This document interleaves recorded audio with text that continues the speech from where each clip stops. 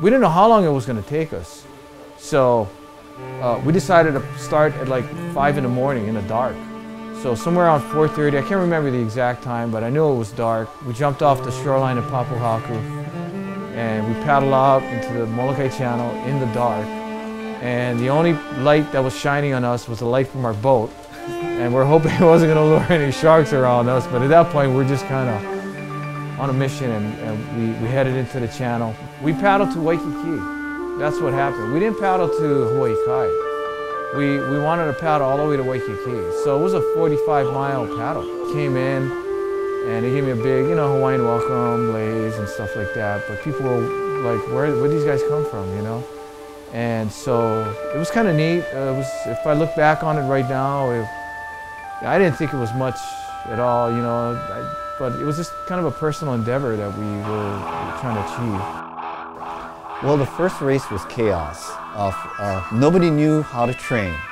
We just kind of like, I think a long paddle back then was about 12, 15 miles would be a super long paddle. For the bulk of us, it was the longest paddle by far. I think Mick DeBetta won that first year. He was the only one that came properly trained and knew what to do and what to expect and how your body would feel. I'm so nervous, right? I'm so nervous. I'd rather surf a final at Pite with 50,000 people on the beach than paddle this channel. But again, the 70-minute flight, I was like, well, it's a one-way ticket, so who knows?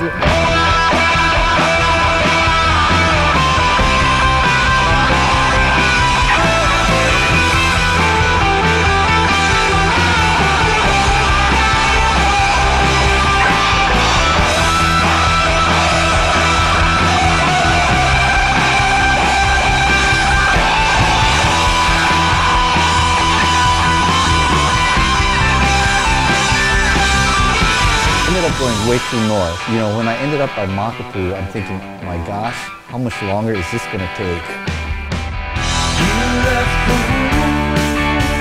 You're standing there, I remember at the start line being like, this is that moment I thought of. Like, this is that moment of being like, okay, here we go.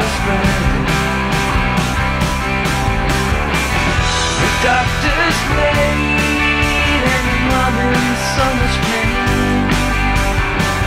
Welcome to the world because of the falling rain.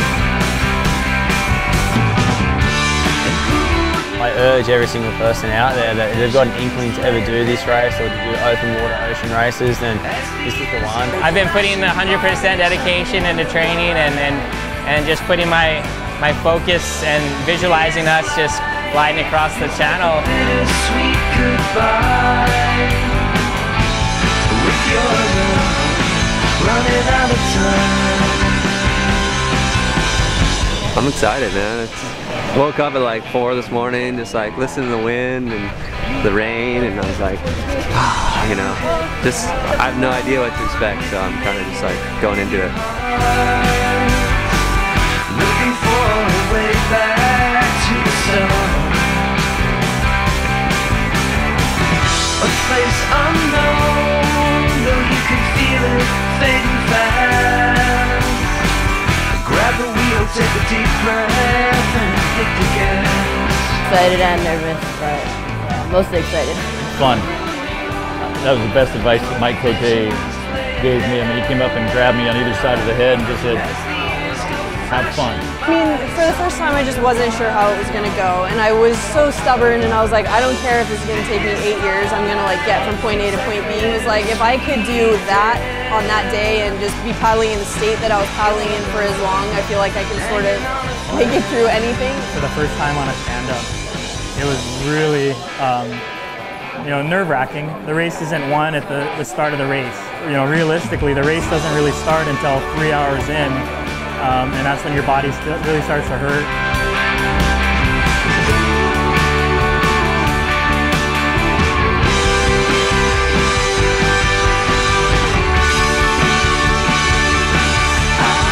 Yeah, we had monstrous seas and boats weren't making it over there. My escort boat didn't make it over. I had no idea where to go. You know, people were just pointing to the mountains and go, that's where you got to head. Positioned myself between two of the top paddlers, Dawson Jones and Buzzy Purbox, and And I thought, you know, Buzzy Kerbox had Laird Hamilton, all those guys there. I thought, well, I know who these guys are, and I just, I chose to stay in the middle and just kept looking left and right, like I was crossing the street. It's a big passage of water and never disrespected.